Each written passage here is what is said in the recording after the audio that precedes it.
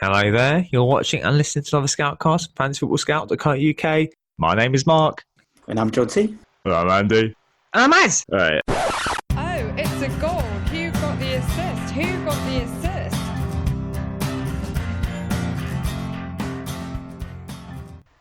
Hello, so on the week where we time travel through 3 game weeks in the space of 7 days, we're back to basically pick over the wreckage with Nick in the ascent and my team in the doldrums. Sickeningly, I'm joined by a buoyant Nick, who this week has surged again to a strong-looking spot. You alright, mate? Yeah, I'm not bad, thank you.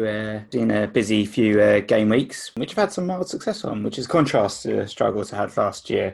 We're recording as well during the Arsenal-West Ham game, so if you hear Tom shriek for joy at any point, which is a rare noise to hear from him in current Arsenal, in the current Arsenal situation, then you'll know what's happened. I've just seen Creswell hack down Nicholas Pepe yet again. He's got yellow carded. Just to say who we are, who got the assist. You can find us on Twitter at WGTA_FPL or at WGTA_Nick. And you can find us on iTunes, Spotify, SoundCloud, wherever you'd like to get your pods. So what are we going to be talking about this week, Thomas? So I think this time we're going to take a slightly different tack to usual, and we're going to look at each other's squads this week and what happened over the busy period just gone. These kind of looking at questions like, what do we see in our evaluation of each other's decisions over these last 3? Because it was quite a frenzied period, wasn't it? And speaking to that frenzied period, what can we learn for the upcoming Christmas madness? Because that was like a rehearsal onslaught of game weeks, wasn't it, in some ways? And we'll also do the features, of course, the market forces and Dad Watch. I hear some rash transfers have been made, Nick, plus some questions for the community. Thanks for them. Yeah, thanks always for the questions, guys. So if we start with the game week's reviews, I'm happy to go first, so it launches us into the conversation of our theme. So yeah, it was a good week for me again, 72 points here. It started relatively poorly actually, with sort of Tamori not showing up and Mane not showing up and TAA sort of coming on for his cameo to help the team keep a clean sheet, a very rare clean sheet for him there, which also meant that Isaac Hayden was going to be a key member of my team this week, getting a 2-pointer. But apart from those guys, it was a really good week for the rest of the team. Maddison doing the business, Captain Vardy, Rashford, new signing Dele Alli getting 9 points as well, Jimenez, all doing the business. So yeah, pretty happy with that. If we're going to talk about the last 3 game weeks, got 70 points the week before as well. So that's a double whammy in terms of returns. That was another good week. James Maddison, again, getting some points for me. And Sadio Mane, of course, the 15. And Marcus Rashford, really good signing. He's been for the team, getting a 13-pointer that week. And Mason Mount in his last hurrah, my team, also getting returned. Captain Vardy, 10-pointer from him was okay. The third week wasn't as good. This is when you started to catch me up, Tom, actually, with sort of 47 points for that week, game week 14. And we were on even Stevens at the end of that week, actually, as well. The likes of Sterling got 7 points, but he got beaten by De Bruyne. Trent got a 10-pointer, and Jimenez and Rashford got assists as well. But yeah, it wasn't a great week with Captain Mane only getting 4 points. Yeah, certainly. I think we were even at that point because I got a 54 back in game week 14. My captain Mane, that was literally just weekend before last, but that sounds like an absolute eon ago, doesn't it, in FPL terms? But anyway, I put Mane in as captain and Vardy went ahead and scored and Mane blanked against Brighton, which was very annoying. But that week I got TAA, De Bruyne and Son contributing 30 points between them. Game week 15... another bang average score, 54 to 57. So that was when you started to overtake me because you got a 70 that week. I captained Vardy for a 10. He only got the 1 goal, but he got yellow carded for a doubtful penalty decision, ended up 57. Wasn't that great. And this weekend just gone, another bang average score. It kind of keeps happening. So 53 this weekend. The only 3 players who actually performed for me were Vardy, the captain, thank God, Son and Jimenez. So on Saturday, I was really annoyed. I said on the Slack, didn't I, Nick, that Son, I wish I captained him. I've missed out on differential. It feels like a missed opportunity. But actually getting the Vardy kind of captaincy right is pretty good because it means that I at least conserve my rank. But I've fallen about 100k places and with 2 free transfers, I really take a sonic screwdriver to my team going forward. And I suppose that procession of games is what we're going to be talking about, because it's the decisions we made in those short-term kind of spaces for deciding what we're going to do next, which are coming under the microscope in this podcast. We've had a few good questions on this as well. So Andy Nash says that he's fallen from 28k to 183k. But what can he do next time we have these fixtures chock-a-block to improve things? And Ketan asks, why can't we stop over-managing when we promise ourselves we won't? To look at how we both did in this little period, just as well, we don't normally do this, do we, actually? We normally look at wider things, but just in this sort of period, but let's look at our own teams. You got 187 points over those 3 game weeks, a slow start and a really solid sort of midweek and end week. I got 165, just 3 bang average scores. You earned 22 points over me, and that's really made the difference. We were both equal on points in game week 14, but coming out of game week 16, you've got a 22-point advantage. Got a little bit of an advantage. Quite happy with that. As I said, I remember last year, it was kind of like we had very similar teams, and I think beginning this period as well, we had very similar teams. I think it's obviously a few key decisions, and it just a couple of key players that really make the difference. And you do find that quite a bit.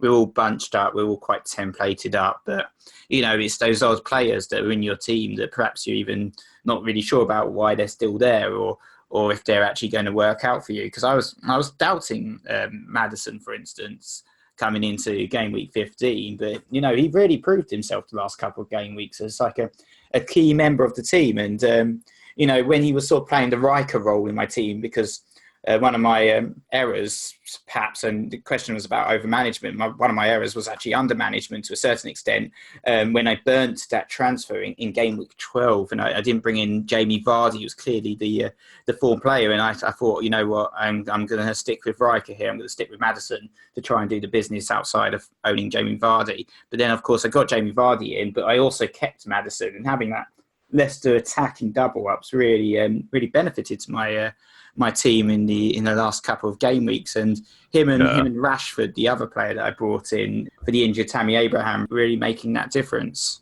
I think the Rashford buy, for example, he's second for XG over the last 6. So if you watch Man United as well, he's a live one. I mean, he's absolutely on fire. Over the last 3, he's gotten you 27 points, whereas Tammy's only gotten 14 because he didn't play the first game, got 12 points in the second, and then only got 2 a blank against Everton.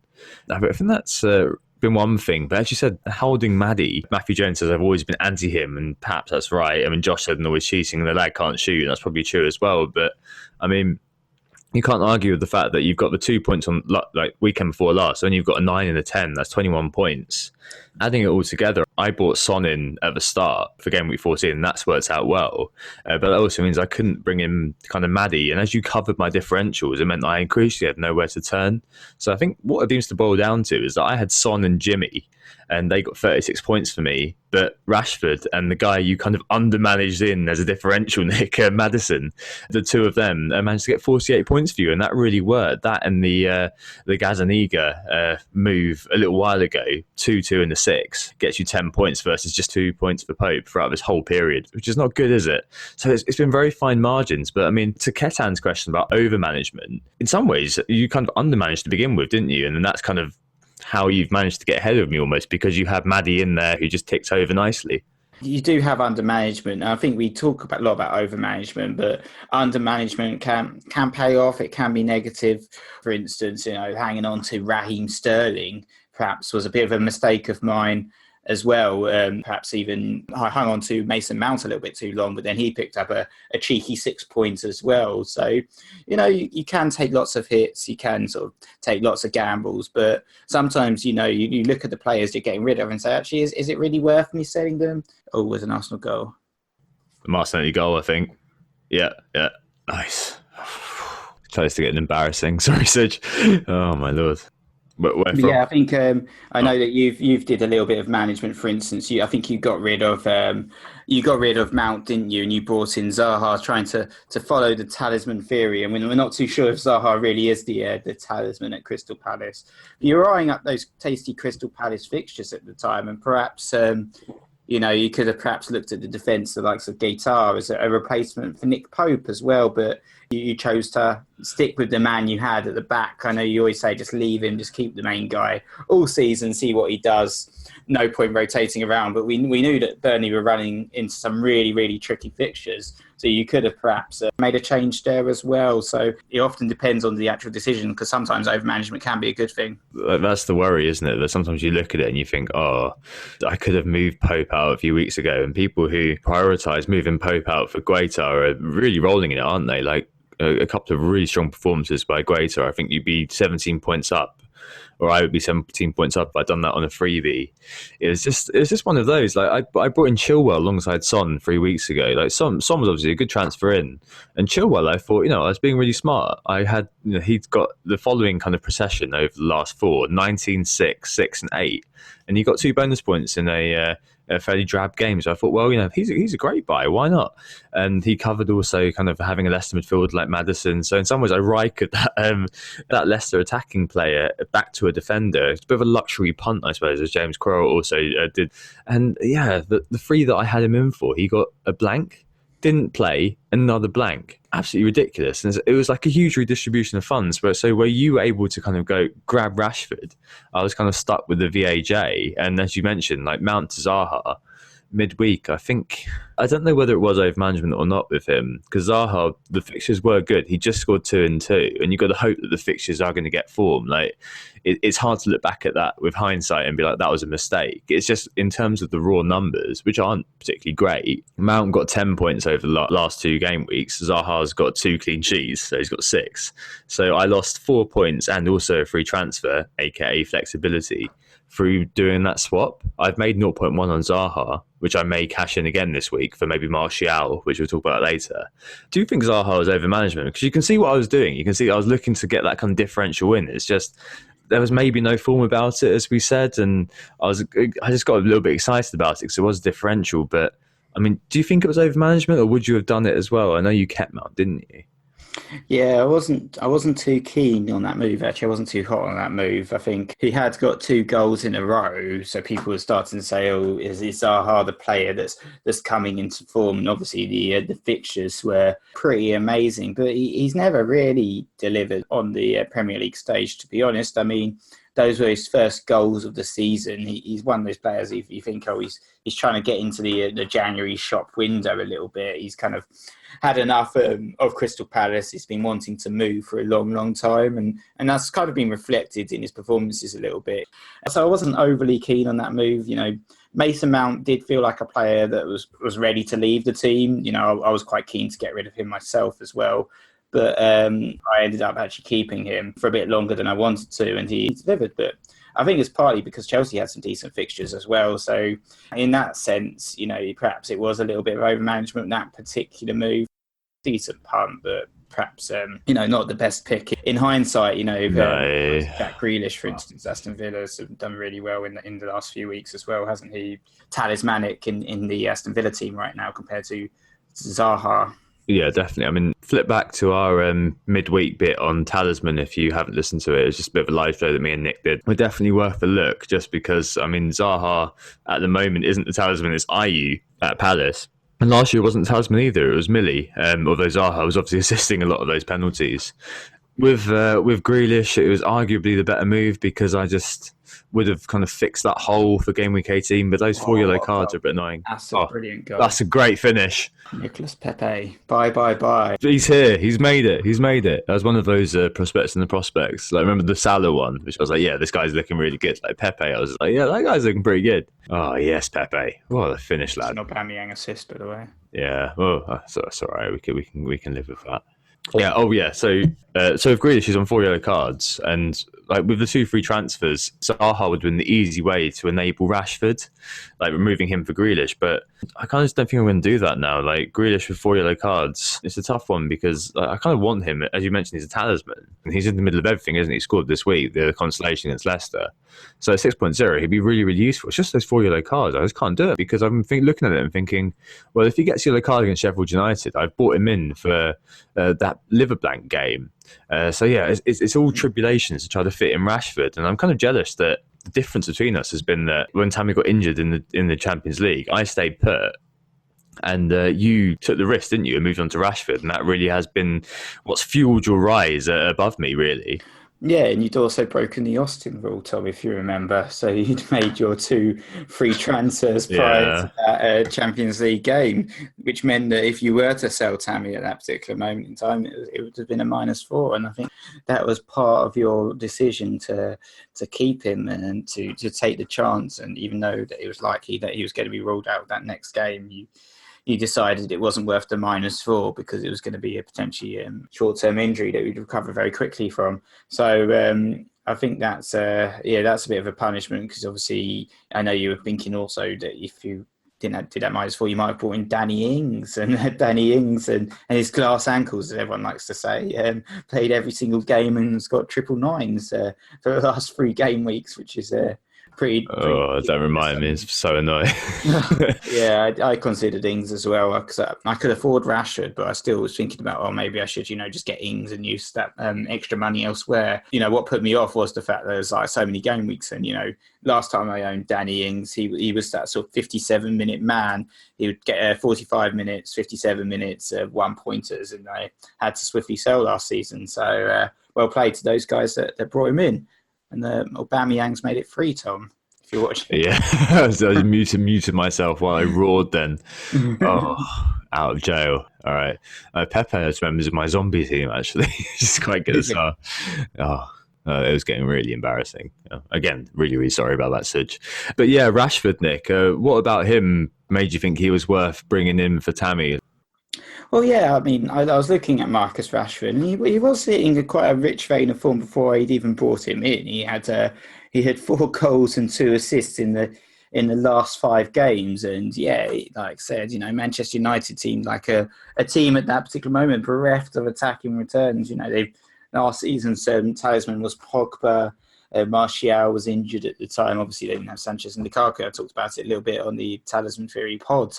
I wasn't sure about Marcus Rashford, but he fit the bill as kind of like a leading man at Manchester United. The fixtures were all right. I think I was actually eyeing up really that Aston Villa game. The home match, I thought that was a plum match, and when he didn't get a goal in that one, I was a bit disappointed with the transfer. I thought this one's not worked out. But 13 points against Spurs, 9 points against Manchester City. Yeah, seems like a Time Lord type decision there to get him in. Definitely happy to have Rashford now for the upcoming fixtures. They've got Everton, Watford, Newcastle, Burnley up next because he does look nailed on in that Manchester United attack. And then they look really good. That was like the best I've seen them since sort of almost the Ferguson era against Manchester City at the weekend. I was really, really impressed with their attacking play. Gone are the days of park the bus. Perhaps that's coming to Spurs. I don't know. Maybe not after that sort of 5-0 thrashing at Burnley. But I thought United played really well, and Rashford was that man that was making all of those attacks happen alongside Martial and Dan James, of course.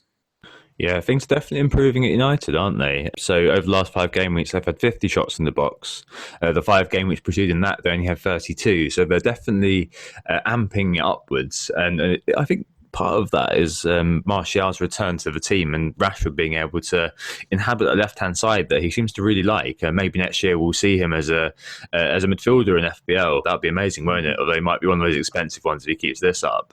Spoke about him and Tasman Theory, but Rashford is just absolutely nailing it for Man United at the moment, as Aubameyang, who, as we mentioned a second ago, has just scored for Arsenal, is doing the same job. But I guess going forward as well, as you just mentioned, it's good to have him, and I'm in 2 minds about him because I'm kind of wondering whether the last 2 games, it was City, it was Spurs, those 2 games suited Rashford and suited United's counter-attacking play. But is the creativity there for Rashford to be able to nail it against the sort of teams which are coming up? I want to cover it. I just don't know whether it's worth -4, whether it's worth selling Jimenez for. Like, it seems a bit much, doesn't it? Like, those are the moves that I'm kind of considering. But we'll talk about them later on. I guess the final thing here is, for Christmas, are you going to take anything from that? Because it has been quite a frantic period and the fortunes really have changed. I'd like to think that it wasn't all luck, that there's a little bit of skill involved, but, not all decisions pay off. We can talk about all my historical bad moves as well. I made the right decisions, brought in the right players at the right times and hung on to the right players at the right time. I think, over the Christmas period, it's going to be another period of quite a lot of fixture congestion. So there's going to be a few moves where I might make some might take some transfers. I think for now I'm probably going to roll my transfer again, allow myself 2 free transfers for the following game week and over the Christmas period, and we'll see what happens. It was definitely my fault, I think, for just seeing that door close on Zaha. The fact was that there was another player there in Grealish I could have got, and that would have not snookered me. I don't know, I'm not questioning it too much. I just think that his subsequent sort of outcome hasn't been particularly good, but I haven't got TARDIS. And I still think it's true that if the talisman does emerge, it's worth buying them. Like, there was an opportunity for me to move from, as you mentioned, Tammy to Ings, and I'd currently be 13 points up if I'd moved to Ings, despite the fact he was a bit of a glass man for a short-term punt, I should have resisted the urge to make that midweek transfer. I could have done more this game week rather than just leaving it. Maybe I could have looked at Rashford as well. As it is, I'm in 2 minds now. I'm in an awkward point because if I want to sell somebody to get Rashford, it's got to be Jimenez, whereas you've already solved that problem. You solved it a little while ago with Abraham out. So now I'm looking at it and thinking, oh, maybe it's Martial. But yeah, no, I agree with what you're saying. I think it's definitely true that it's hard to kind of take too much from it. I just think that maybe resisting that urge to make that transfer if you can bank it, despite the prices, is probably a good thing. Just because I'm a little bit annoyed that I did do that Zaha move. I should have left it a little bit longer just to see, and that maybe would have meant I also had Kelly this week as well. So yeah, quite a tough few rounds, I suppose. But think about over the last kind of few games how small the space was in the sliding doors and how things could turn out so differently or not turned out as well as they have, depending on your point of view. All right, let's take a break there, move on to the features. Who got the assist? Who got the assist? So we're back and it's time to go for our features now. Just 3 for you this week: the market forces, the over 30s and Dab Watch. Let's start with the market forces then. You're the man across numbers, Nick. What's going on?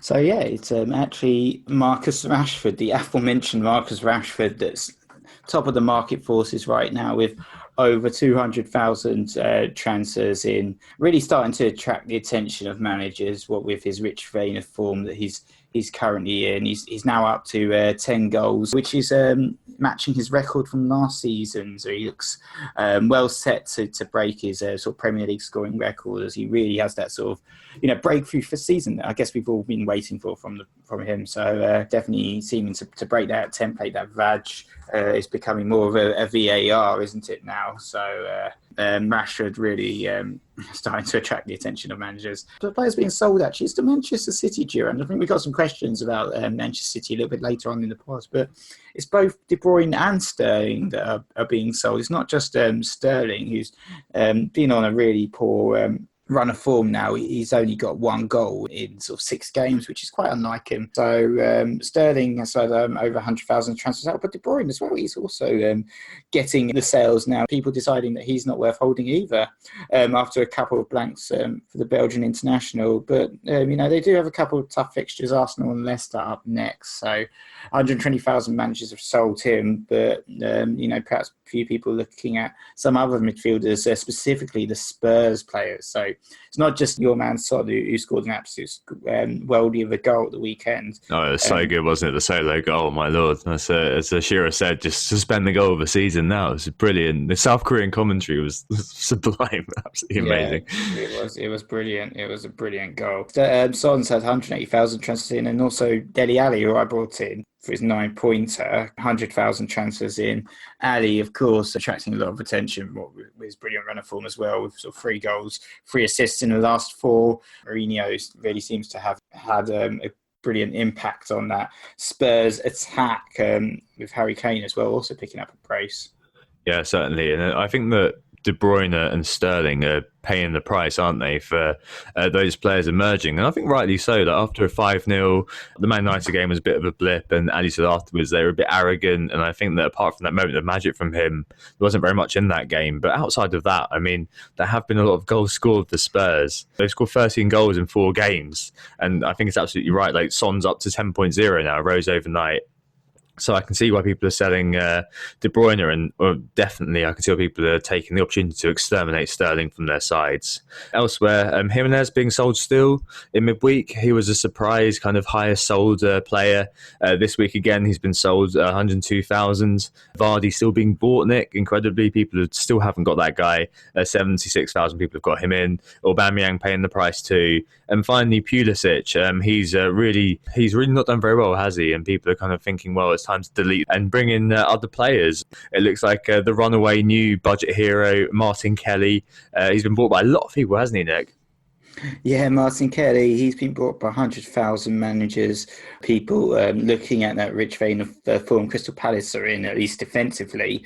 3 clean sheets now in a row, 6.8 points for Martin Kelly over those. A little bit frustrating for yourself, Tom, having played the Lord John Lundstrom, who seems to be the former 4.0 million hero right now, what with Martin Kelly doing the business. Rico also having done the business a little bit earlier. He's attracting a lot of managers' attentions, probably just because of his bargain price, really.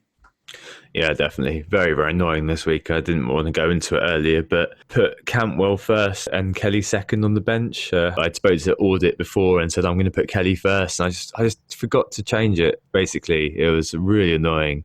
But anyway, yeah, no, I can see why he's being bought, and yeah, he's a really, really vital individual to have. I mean, I've got Lundstram, Rico, and Kelly in my team at the moment.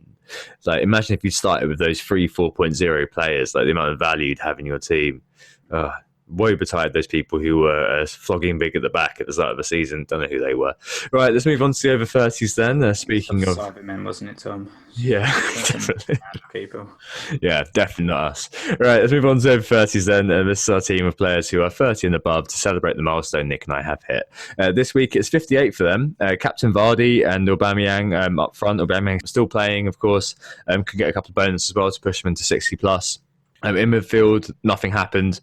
Willian, Özil still playing right now. He came in this week. David Silva, Moutinho, and MacArthur not doing very much for Moutinho. He returned in 4 games in 4, I think, before this point. At the back, Johnny Evans with the goal. Basham, very, very lucky because he was sent off, and his red card was the first red card ever to be overturned by VAR in the Premier League. On the bench, though, Cahill with an 8 and Cathcart with a 5, so quite a lot of points benched with over 30s. But they're doing pretty well, actually. They're due to get to the top million after this game week. It's been quite a good one for them, and long may it continue. But I'm running out of transfers to make, Nick. With Aguero out, there's not that many strikers. McGoldrick in the team at the moment, the non-goal scoring forwards. Like, I don't really know where we go. I'm looking at that wild card, and I just don't know what we're going to do with it because there's only a finite amount of players who have hit that age bracket. So maybe we'll burn the wild card the over 30s. I think it may be a bit restrictive, really. Yeah, I'm not really sure who you could bring in on a wild card, to be honest. You know, the likes of Glenn Murray showed up for a 1-pointer, didn't he, at the weekend? But him and, also players like James Milner aren't even playing. So I don't know if you got Özil. He's decided to make an appearance. Yeah, I got him in this week. A dodgy missed header earlier. Looked like me playing FIFA off the back of one of your corners there, Tom. Just always hit the corner flag. It's great clearance from the assistant manager. Talking about over 30s. Time for segue. Time for dad watch, or over 50s. Really, it was an all right week with him as well. He's not been tearing up trees recently, unfortunately. We're the first to admit that, but he's still up there in the top 100k, pretty decent. Just the 55 points for him this particular game week, or 56 actually, because he's going to have Rico come off the bench from Mane for this 1-pointer. But yeah, it's still just also captain on Vardy for 26 points, a bit like your team really. Vardy and Son basically making up the entire sort of point selection. And James Maddison also getting a 9, but likes of Pope got 0 in goal, and Dunk got 0 as well. Unfortunately for him, and he's made a couple of early moves. Richarlison and Johnny Evans has come in for him, so he's brought in some big hitters.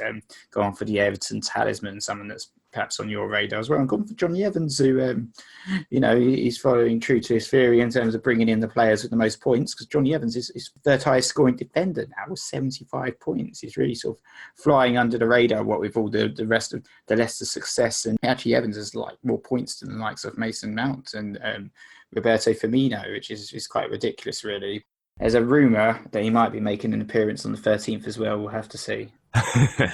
What's his rank at the moment? Is he going in there proud?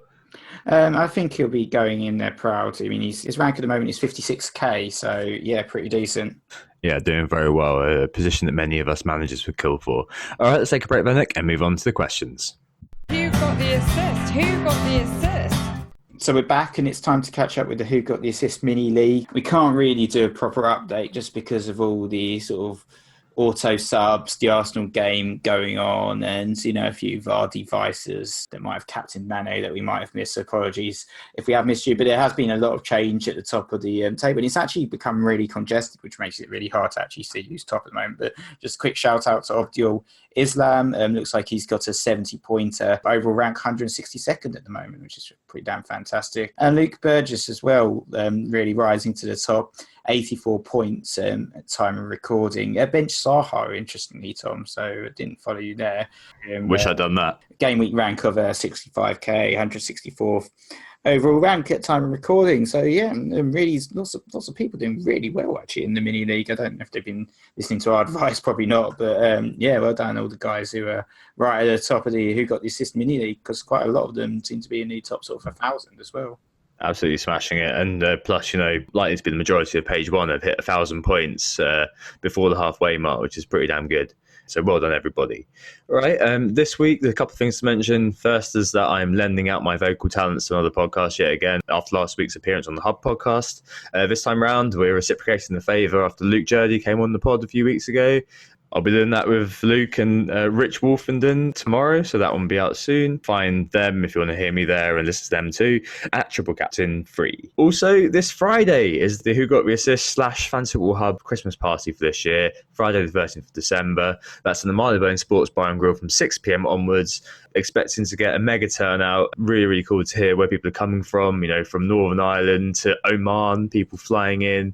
Our friend Kun Karam Ties is flying in from Netherlands. The likes of FPL General have kindly RSVP'd yes as well. So it should be an excellent night. So if you can, cash those brownie points, clear those diaries, block your calendars, and definitely try to make it. The Marylebone Sports Bar and Grill from 6 p.m. Both very excited about that, and should be an absolutely fantastic night.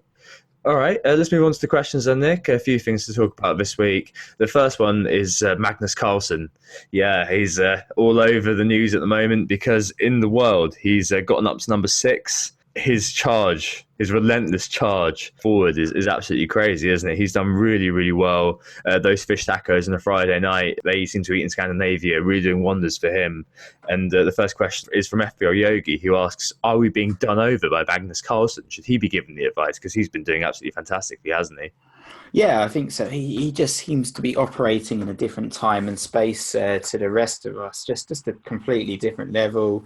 God knows how he's doing it, but, we are talking about a chess champion here. We're talking about, an absolute genius, which kind of proves one thing which we often talk about is how much luck is actually involved in FPL, because we're always bemoaning about luck, aren't we? Saying, things didn't work out my way, these transfers were really unlucky, this happened. It was all luck, no skill involved at all. But, when you see like the likes of Magnus Carlsen, he's clearly sort of, like in chess, he's clearly thinking sort of 5 transfers ahead or 5 moves ahead in terms of what he's doing, the shape of his team. For instance, he's managed to line up with sort of a double Liverpool, double Spurs pivot in midfield, which I just thought was absolute genius. The way he's sort of fitted in Son, Abbey, Salah and Mane in his teams. And though he's actually been a little bit unlucky in terms of Salah and Mane and a little bit of rotation there, it's really seemed to be quite effective. And it's obviously, I reckon there's probably been quite a bit of forward planning in terms of making those kinds of decisions and those kinds of moves. So, obviously he's not the kind of person perhaps to give away his advice, because he's got his own tricks to the trade, and he beat the rest of us whilst do relatively okay, but not, we're not turning up any trees like Magnus is. So maybe Magnus should do his own podcast. Yeah, exactly. I mean, Neil Murray, another resident of Scandinavia, said on the pre-season podcast, didn't he? He highlighted the moment last year when everybody else was on one captain and Magnus went another way. And definitely saw that midweek, game week 15, everybody was on Vardy for Watford. I think the effective ownership was almost 180%. So basically everyone who owned him captained him and then some in the top 100k. But he went for captain Salah and vice Mane against Everton. Of course, Salah didn't play, so the vice went to Mane and he got 30 points, a 78-point game week. And that really pinged him up above people. So those high-stake gambles at points when there is a seemingly obvious captaincy, deviating from the herd and going with that alternative, definitely seems to have paid off for him. Definitely see what he's doing. He said in an interview that it was a lot about luck, but a few of his friends have said that he's absolutely obsessed with FPL, which is absolutely awesome. It'd be really interesting to hear his thoughts. Hopefully he'll tell us more. If you're listening, Magnus, definitely get in touch. We'll have you on the podcast anytime.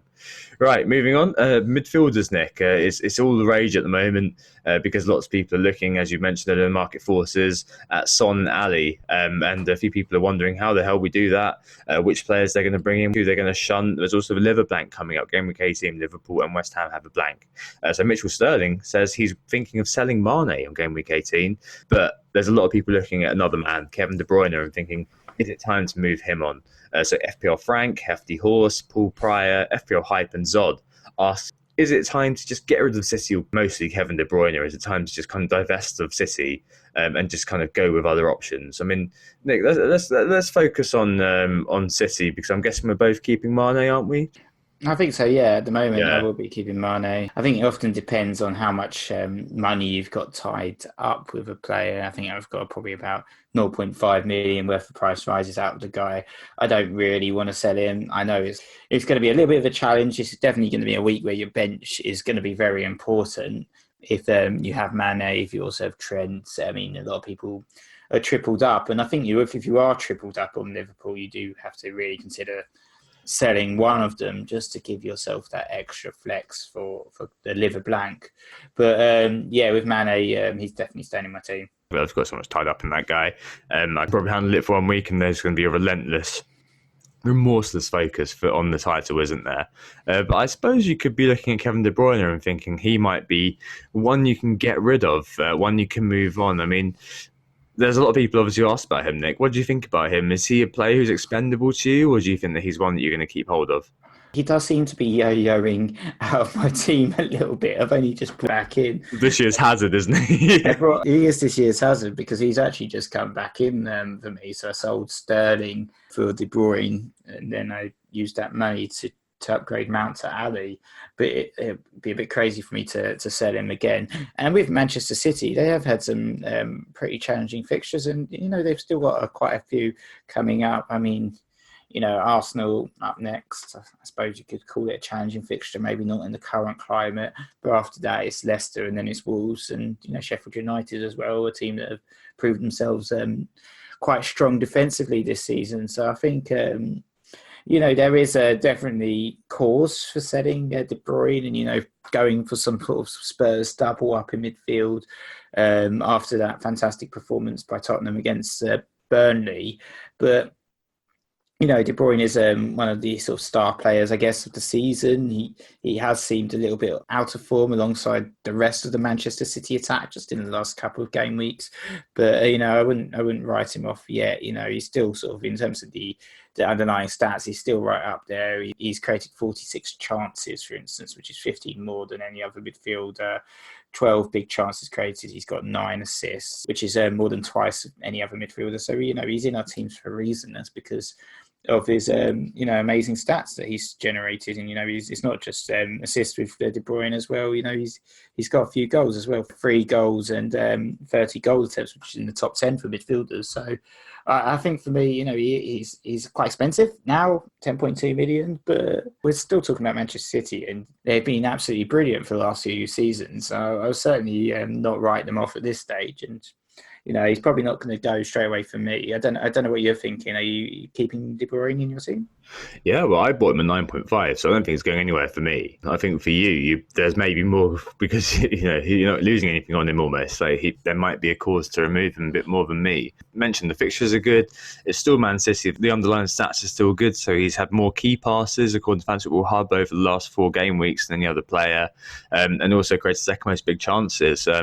Son has actually created the most big chances over the last few, which is quite crazy actually considering who he is. He's got the highest XA as well, 3.17, which is quite a lot. But yeah, De Bruyne for me, I got him at 9.5. He definitely feels like it's going to be a big decision to sell him. I feel like I really need to be convinced that it's time to talk about Kevin. And for me, it's just a case of just leaving him in there for now and seeing kind of how they do, because inevitably the fixture's going to be better. There's no kind of European distractions very, very soon for Man City. So I'm kind of thinking, well, if I'm a doctor and I'm looking at it, I don't think that he is the place in my team I'm looking to fix. I don't know. I think that De Bruyne is staying around for me for the time being. And I mean, it is very tempting to jump off Man City and think, well, the focus is going to completely be on the Champions League now the title's gone.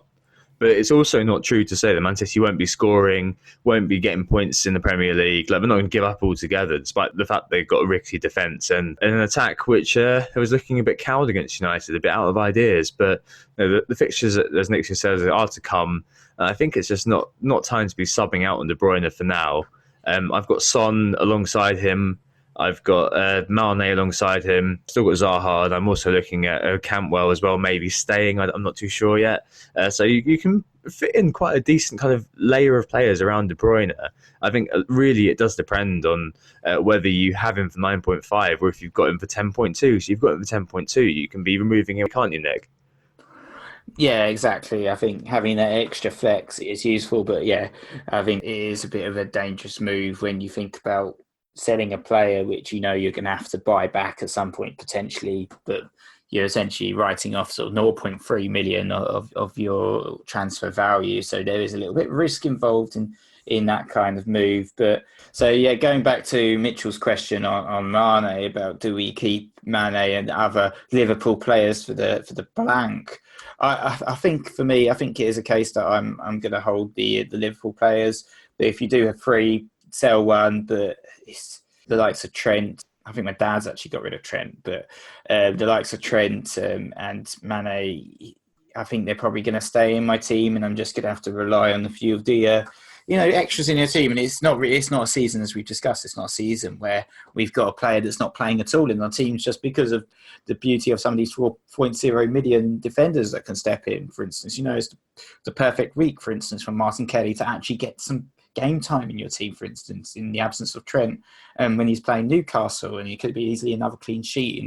Sheffield United, Lundstram has Brighton, Bournemouth's got Burnley at home. So, you could be looking at a lineup of Rico and Lundstram and Kelly all playing for you, Tom, for instance, and not having too bad fixtures either. Potentially all keeping clean sheets. So, I think you can get away with benching the likes of Trent or Robertson, or benching the likes of Mane and Salah just for that 1 week. And you want, as I've said before, you want them straight back in your team anyway, because they're Liverpool and, they're absolutely dominating in the Premier League this season. And, they'll have a great fixture run after that, and a potential double game week as well coming up after that soon. So, I think for me, they're just going to have to stay there on the bench, and I'll get through that week with using some of the extra players in my squad.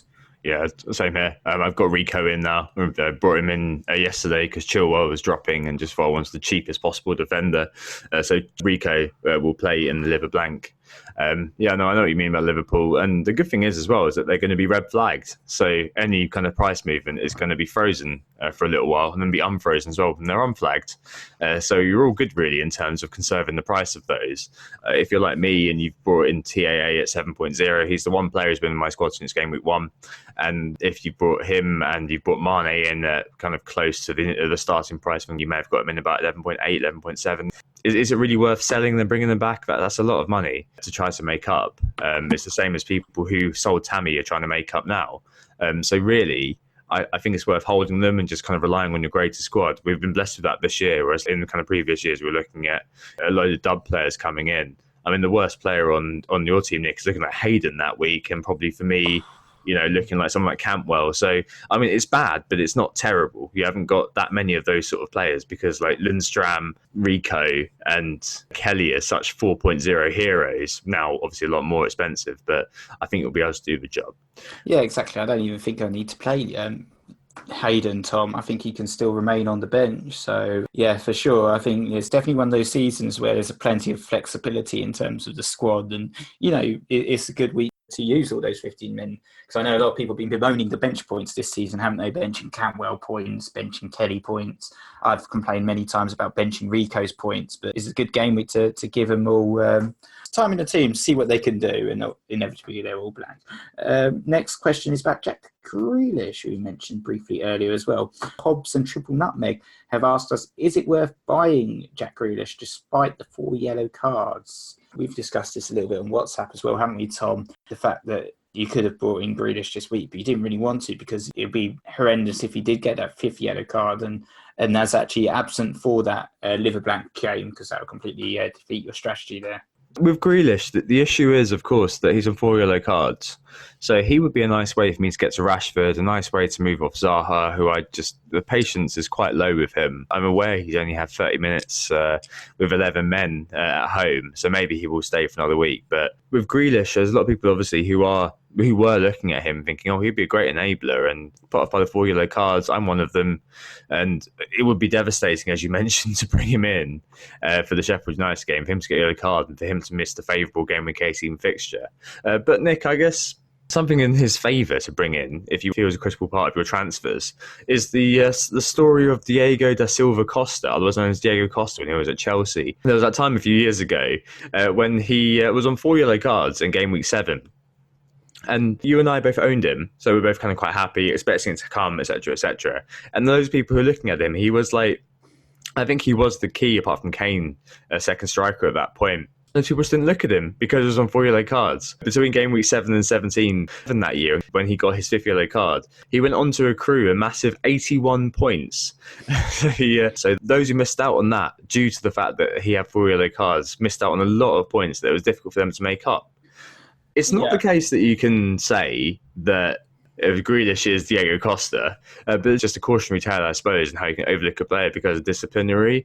And maybe with Grealish, there's a case to bring him in regardless, because there are lots of good fixtures for them around Christmas, right?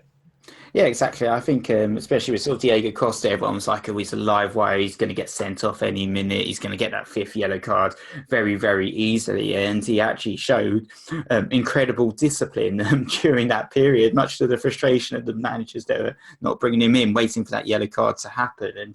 And you look at that and you know that players definitely do know about that. You know, the 5th yellow card is why you rarely see a player get a 2nd yellow as well. It'll be in the back of Jack Grealish's mind. He's not a defender. He doesn't need to make too many aggressive tackles. So, you know, I'd be very surprised if he has a moment of ill discipline in the next couple of game weeks and gets that 5th yellow card. I think, you know, Dean Smith saying don't jump in on tackles. You know, you're far too key, and he'll be definitely following that advice. But so I think, you know, obviously he's going to get yellow carded now next game week. But I think, you know, Grealish, I do think he's a really good pick, perhaps the best pick out there in terms of that sort of 4th midfielder, 5th midfielder slot. You know, the underlying stats are brilliant as well. He's creating lots of chances for Aston Villa, second only to Kevin De Bruyne in terms of the chance created stats this season. So, I think Jack Grealish really starting to prove himself as Premier League quality this season, and is worth considering, especially if it enables you to get in the likes of Rashford up front. Yeah, certainly. Definitely showing talisman appeal, isn't he? With Wesley misfiring up front. Shut up, Wesley. Right, moving forward then, the Jota Junta is the next question. So Jeremy Lewis asks, does Jota become someone we start to monitor closely? Because he was so good in the second half of last season. Those like myself who brought him in at the start of the season will be a little bit miffed at his name coming up again. But he definitely seems to be a reformed player. The 2 goals he scored against Brighton were very well taken. Has he turned the corner for the year?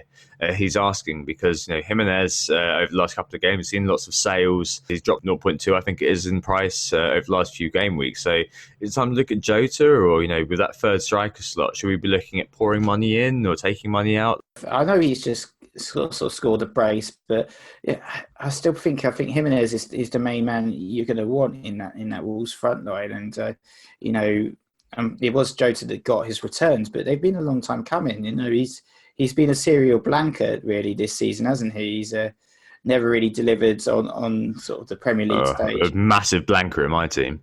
Yeah, he's been a massive blanker, and you know, it's been a bit of a struggle for him really. And you know, he's one of the players that always seems to get hooked as well around the 70-minute mark. I'm still not too sure about him as an FPL asset. He's cheap. He's relatively cheap. He's quite good at sort of 6.1 million. But, you know, why would you want Jota if you can get sort of Danny Ings at that same price, I think, to be honest. So, you know, I'm not sold on him. I'd probably say if you got sort of that 6.1 million-ish in the bank, you know, see if you can stretch it to the likes of Danny Ings at 6.3. I think that's my opinion on Jota. I think Jimenez is the one you want in that front line. with the Rashford sort of argument, Wolves are about to come up against some pretty difficult fixtures. Coming up, they've got Tottenham at home, Man City at home, and Liverpool away in the next four. Admittedly, 2021, 23 after New Year, Watford, Newcastle, and Southampton are good games, but Wolves are looking like one of those teams at the moment which aren't going to score very much. It looks like the ceiling is fairly low for their players. I may be talking myself into it because I'm looking at potentially selling Jimenez. It's just that game with 18 against Norwich is obviously a big factor in keeping him. So I just don't know really at the moment, but I definitely wouldn't be looking at Jota for them, that's for sure. If you're looking at third strikers at the moment, there's a lot of value in the premium strikers. Vardy, Abraham, Jimenez, Rashford. There's lots of players who are kind of floating around. At the moment, I'd be looking to invest more rather than less in the strikers. I just don't see where the money would go right now, especially with Liverpool coming into the blank. Like, you're not going to be using them for a lot of your cash allocation. So it's just not worth it, I don't think. I think, yeah, it's not really time to look at Jota right now. Could be a nice little differential if you really need the money elsewhere. But for me, I agree with you. Still best to go with the talisman Jimenez. But the overall points yield is looking like it's going to be lower than we expected, I think. I really wish I had Rashford at this point. I really wish I had Rashford at this point. I really wish I had Rashford at this point. But I just... Release Rashford. Yeah. Rashford has risen quite a few points in value, but really, like, I just don't know. I just don't know, and I'm still deliberating on Jimenez. I just think he's the one to keep. I think for Wolves, especially I've got him at 7.1. And the next question, Nick, I guess the final question this week is the unchallenged papacy.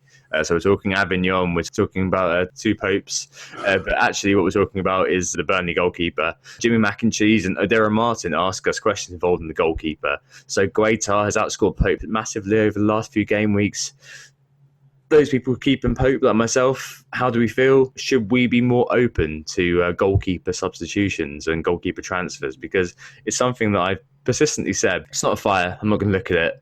But the point remains that if I'd have swapped Pope for Guaita, I'd be double digits ahead of where I am right now. So, yeah, maybe it was a time to take the opportunity to move a keeper and I missed it, Nick. Yeah, I think so. I think there's certainly a few weeping angels that have missed out on those Pope transfers out. And I think I said to you at the time that you should consider selling Pope with one of your transfers, and you dismissed my advice, saying you weren't going to be touched. I didn't dismiss it. I sneered. You read it. You sneered at the advice, which would have actually paid off in the end. So I think you do have to consider goalkeeper transfers. For instance, I have been thinking about getting rid of Gaza, but he finally got me a very rare Spurs clean sheet, but he was on the chopping block a little bit, and I was thinking about getting rid of him. So, I think you do have to weigh it up. I think it's unfortunate Gaeta was actually 5 million at the start of the season, perhaps overpriced slightly at the time, which has meant that a lot of us have missed out on his returns, because Crystal Palace have done very well recently, and I think they've got 3 clean sheets in a row, haven't they? So, and Guitar's not just picked up clean sheets, but he's picked up save points. So he's picked up 26 points in those 3 game weeks, which is pretty damn impressive. And so I think, yeah, definitely you do need to consider goalkeeper transfers every so often. I think it's not really always the pressing priority. I appreciate that. There's always something else that perhaps, you're looking at your star players and switching them around most of the time. But I think you can track the goalkeepers as well. And we knew that Nick Pope had some really tough fixtures coming up. And Manchester City and Spurs, 1 point between those 2 games, and only a 1 pointer against Crystal Palace as well. The Burnley defence has dropped a little bit in form after those sort of 2 back-to-back clean sheets before that. You do need to consider the occasional swapperoo in the goalkeeper position. Yeah, definitely. I mean, the issue probably is that through the benefit of hindsight, we can see that Guaita was the man to bring in. But I think 3 weeks ago, there was definitely a choice between him and Dean Henderson. I know a lot of people did bring in Enders and went with the double up for Sheffield United. I mean, somebody on the Fantasy Football Hub podcast may have advised that it was a good sword to bring them both in. Again, no idea who that was. But the reality is that, if you'd brought in Henderson, you wouldn't really have made very much on Pope. There was a 3-pointer, 1-pointer, and a 3-pointer over the last 3 game weeks. So just 7 points. I mean, the difference in him and Pope is obviously still 5 points. But, 5 points versus 1 transfer. I don't know. I don't know, Nick. I don't know if it was worth it. I think it's one of those things where Pope has now got 3 fairly good games that he can keep clean sheet in Newcastle at home, Bournemouth away, Everton away, and it might just be the case that I just keep hold of him, to be honest, just because I've got other things I want to deal with still. To your point, so yeah, it is tough. Sometimes it's nice, as Gator buyers saw, to be able to project what's going to happen. And if you get on the right side of that, the clean sheets are kept, then you're rolling in the points. But as people who looked at Sheffield United and thought, well, Wolves, Newcastle, Norwich, those are 3 clean sheets for Sheffield United, found out it's really hard to predict. And often you can find yourself in a bit of a model. Like, I can't remember in the past when you've moved a keeper around, because I moved a keeper around last year. I sold Edison and brought in Etheridge at one point, I think it was, to do some kind of financing. But I can't remember the last time you moved a keeper around outside the wildcard, Nick. I just don't think it's something you do, is it? I think last season I was fooling around with the goalkeepers, if you remember, infamously on New Year's Eve, my Crystal Palace. Oh, yeah. Crystal Palace balls. Oh, Speroni in, whoops. Yeah. So a couple of Speronis, too many Speronis. But yeah, so you do do it occasionally, but it's not always the number one priority in your team, is it? At the end of the day, unless a goalkeeper gets injured, you tend to just stick with the man you've got, unless the team is absolute dross. And we do know that Burnley are relatively solid, not most of the time in defence, and even when they're performing poorly, Pope does pick up a few save points typically. So we're a little bit unlucky that he did so poorly in those few game weeks. I don't think I would have been able to predict that. I was expecting more like 3-pointers from him, if I was going to be honest. Basically expecting to match Denders. Guaita has outperformed. If we can even have that overperforming debate for goalkeepers, I think Guaita really has outperformed what we expected, especially when the fact that went down to 10 men. And you could have covered him with Kelly if I was smart enough to play him as first bench. So there's lots of different ways to look at it. I think it really does depend on your situation with keepers. My position hasn't changed too much, because I did get 2 9-pointers in a row from Pope before the most recent terrible run. So yeah, maybe I should have doubled down. Maybe keepers can be in form and still provide us points. But maybe with Guaita as well, I'd be looking at that 5.0 price tag and thinking, I can make money out of that. I can use that. I can destroy that cash cow. So I'm still on the fence, despite the fact the evidence is pointing in the direction that I probably should have made the move. Right, moving forward, the Nits transfers and captains. Just found out this week you needed 53 points to get into the Fantasy Football Cup.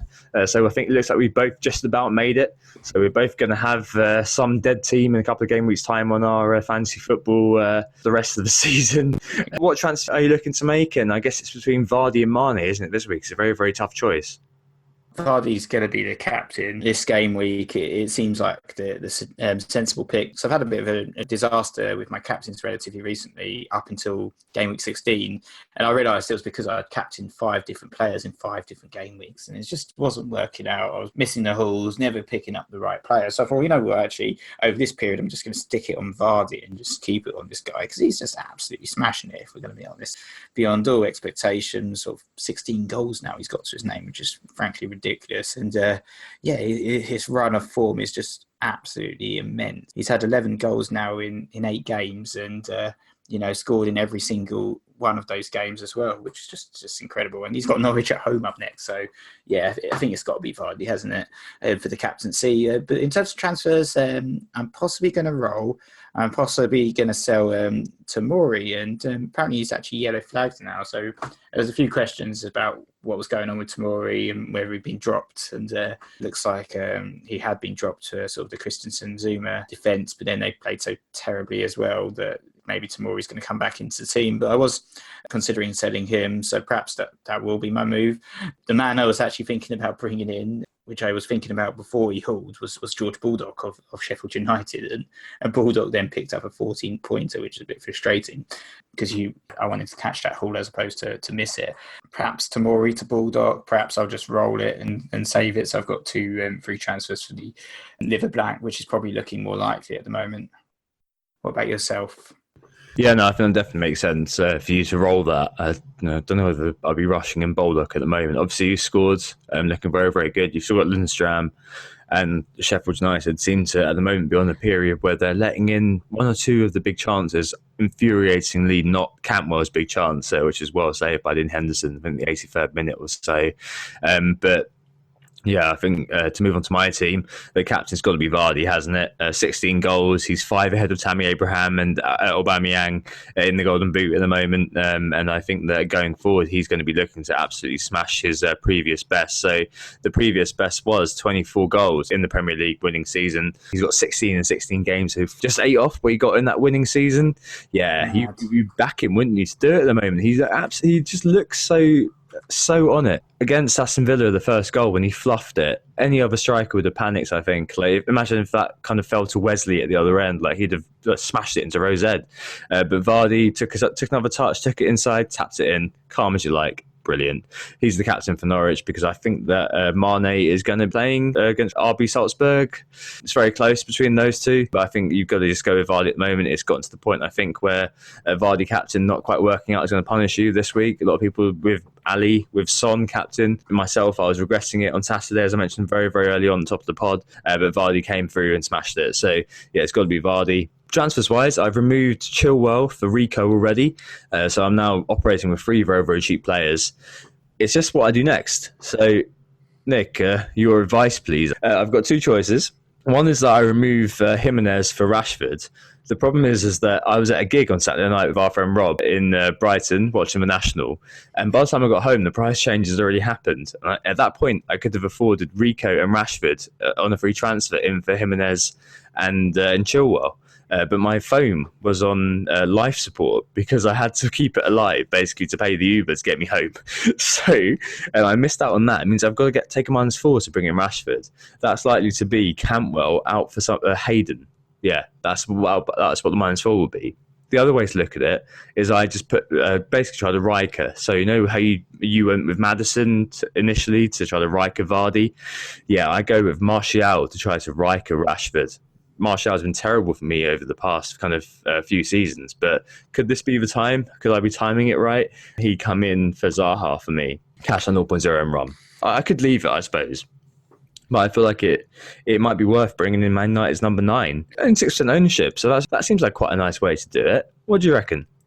Told you that I'm more of the fan of the Martial move at the moment. I quite like. Oh, interesting. Quite like that pick. I think he did look really good actually in the game against City. You could cover Manchester United because I'm just not a fan of you selling Jimenez. I've said that to you as well. I don't really understand why he's being sold at the moment. I can't really get my head around it. I know they've got sort of a relatively tough run of fixtures, but you surely want him in game week 18 for that Norwich match, and you can think about selling him for Rashford if you still can after that, perhaps. So I think for now you could probably cover Rashford with Martial, and that's what I would be suggesting you do. To be honest, I think that's kind of where I'm leaning right now. I think I don't like the -4 aspect of the move either. I feel like it's going to cost you a little bit, and I'm not sure if Rashford will outscore Jimenez by more than 4 points over the next couple of games.